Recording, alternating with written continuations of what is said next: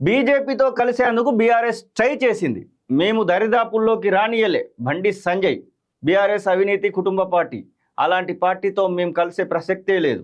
కవిత లేఖ పేరిట డ్రామాలు, కాంగ్రెస్ డైవర్షన్లో చార్పత్తా సినిమా, Harish KTR Kavitha Santosh lead roles, KCR joker, Congress 6 గ్యారెంటీల నుంచి ప్రజలను దృష్టి మళ్లించేందుకే ఎత్తుగడ, భారత సైన్యం ఆత్మస్థైర్యాన్ని దెబ్బతీసేలా సీఎం రేవంత్ వ్యాఖ్యలున్నాయని ఫైర్ అంటూ చూస్తున్నాం. కేంద్ర హోంశాఖ సహాయ మంత్రి బండి సంజయ్ వ్యాఖ్యలు. కవిత ఏం చెప్పింది? ఆమె లేఖలో చెప్పింది, తర్వాత ప్రెస్ మీట్లో కూడా చెప్పింది, చిట్ చాట్లో కూడా చెప్పింది. బీఆర్ఎస్ పార్టీ బీజేపీలో విలీనానికి ప్రయత్నాలు జరుగుతున్నాయి.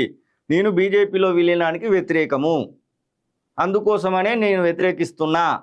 బీఆర్ఎస్ పార్టీలోనే కోవట్లు ఉన్నారు, బీజేపీ పార్టీలో కలవడానికి చూస్తూ ఉన్నారని చెప్పింది. ఈమె ఇట్లా చెప్పిన వెంటనే రాజా సింగ్ ఏమన్నాడు?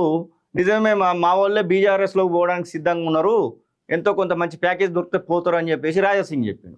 ఆ తర్వాత ఇంకో అడుగు ముందుకేసి కరీంనగర్ ఎంపీ కేంద్ర హోంశాఖ సహాయ మంత్రి బండి సంజయ్ ఏం చెప్తున్నాడు? డైరెక్ట్గా కవిత చెప్పిండని యాజ్ ఇట్ ఈజ్గా నిజమే అని చెప్తా ఉన్నాడు.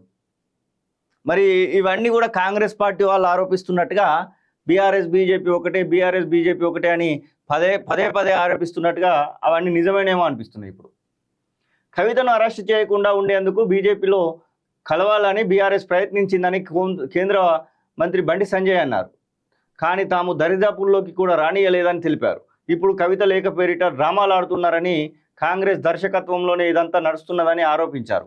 కల్వకుంట్ల ఆర్ట్స్ క్రియేషన్స్ ఆధ్వర్యంలో కాంగ్రెస్ దర్శకత్వంలో చార్పత్తా సినిమా నడిపిస్తున్నారు.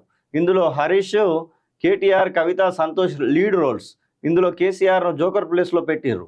కాంగ్రెస్ హామీల నుంచి ప్రజల దృష్టి మరలించేందుకు ఇలాంటి ఎత్తుగడలు వేస్తున్నారు అని ఆయన విమర్శించారు. అయితే కవిత రాసిన దాన్ని యాజ్ ఇట్ ఈస్గా నిజమే అంటున్నాడు బండి సంజయ్. ఎంతో కొంత అది నిప్పులేందో పొగలాదన్నట్టుగా అది నిజమేనేమో కదా. కుటుంబ పార్టీలకు బీజేపీ వ్యతిరేకమని, అలాంటిది బీఆర్ఎస్తో తాము ఎలా కలుస్తామని బండి సంజయ్ ప్రశ్నించారు. బీఆర్ఎస్ ఓ ఫామ్ హౌస్ పార్టీ, కుటుంబ పార్టీ, అవినీతి పార్టీ. మేము పోరాడుతున్నదే కాంగ్రెస్ కుటుంబ పార్టీకి వ్యతిరేకంగా. అలాంటిది బీఆర్ఎస్ కుటుంబ పాలన పార్టీని మేమెందుకు దగ్గరికి తీసుకుంటాం? దానితో కలిసే ప్రసక్తే లేదని బండి సంజయ్ చెప్పారు. వాళ్ళు ఎన్ని డ్రామాలు ఆడినా బీఆర్ఎస్ను దగ్గరికి తీసే ప్రసక్తే లేదని, ఆ పార్టీతో పొట్టు ఊసే ఉండదని స్పష్టం చేశారు. కరీంనగర్ జిల్లాలో ఆయన ప్రెస్ మీట్లో మాట్లాడినటువంటి మాటలు. ఈయన ఇట్లా మాట్లాడితే మాజీ మంత్రి శ్రీనివాస్ గౌడ్ ఇంకొక అడుగు ముందుకేసిండు. మా పార్టీని విలీనం చేయాలని బీజేపీ వాళ్ళు బెదిరించారు, లేదంటే కవితపై కేసు పెడతామన్నారు. బీఆర్ఎస్ను బీజేపీలో విలీనం చేయాలని ఆ పార్టీ నేతలు బెదిరించారని మాజీ మంత్రి బీఆర్ఎస్ సీనియర్ లీడర్ శ్రీనివాస్ గౌడ్ చెప్పారు. లిక్కర్ స్కామ్ పేరు చెప్పి బీజేపీలో బీఆర్ఎస్ను విలీనం చేయాలని ఆ పార్టీ నేతలు బెదిరించారు. అయినప్పటికీ తన ప్రాణం ఉన్నంత వరకు పార్టీలు విలీనం చేయాలని బీఆర్ఎస్ చీఫ్ కేసీఆర్ స్పష్టం చేయడంతో ఆయన కూతురు కవితపై కేసు పెట్టారు. బీఆర్ఎస్ను విలీనం చేయలేదని కేసీఆర్ బిడ్డను బీజేపీ నానా కష్టాలు పెట్టింది, కాబట్టి బీజేపీలో బీఆర్ఎస్ విలీనం ఎట్టి పరిస్థితుల్లోనూ ఉండదు అని శ్రీనివాస్ గౌడ్ చెప్తున్నారు.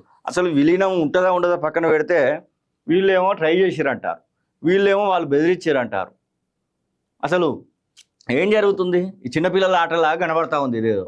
కానీ వీళ్ళేమో అటు దేశాన్ని ఇటు రాష్ట్రాన్ని పరిపాలించేటువంటి ప్లేస్లో ఉన్నటువంటి వాళ్ళు ముక్కు మీద వేలేసుకొని నవ్వుకుంటా ఉన్నారు. కామెంట్ చేయండి, అసలు నిజమేనా ఇది? మరి ఇంకేమన్నా దీనిలో ఉన్నదా అనే దానికి కూడా ఒకసారి కామెంట్లు చేయండి. విదేశాల్లో ఉన్నత విద్యను చదువుకోవాలని అనుకుంటున్నారా? అయితే వెంటనే ఫ్లైగ్రాండ్ ఓవర్సీస్ ఎడ్యుకేషన్ కన్సల్టెన్సీని సంప్రదించండి. మీ విదేశీ కలలను సాకారం చేసుకోండి. ఫ్లైగ్రాండ్